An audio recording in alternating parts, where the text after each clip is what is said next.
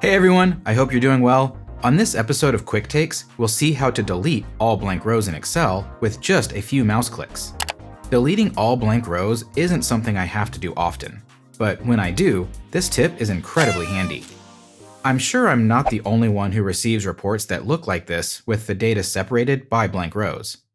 I'm not sure why some source systems can't just provide contiguous data, but I guess if they did, I wouldn't be able to make this video. The problem with these blank rows is that they separate our data. This means we can't easily add filters, convert the data to a table, or build a pivot table.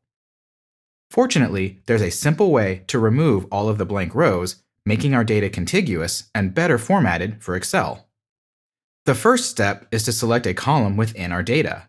We could select all of the columns of our data, but when deleting an entire row, a single column works just fine.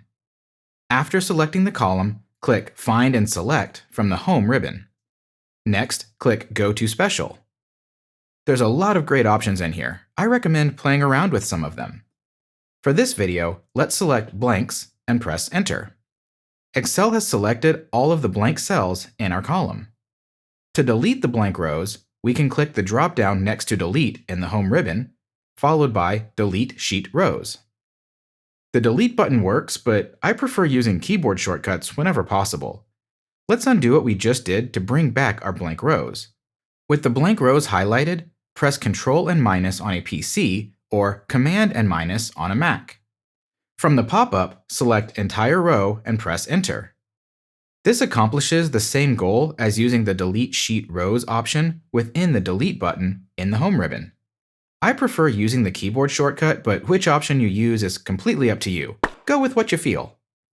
Now that our data is happily joined together, we can take advantage of some of the great Excel functionality. We can easily add filters, convert the data into a table, or build a pivot table. Someday, reporting systems will be advanced enough to output contiguous data.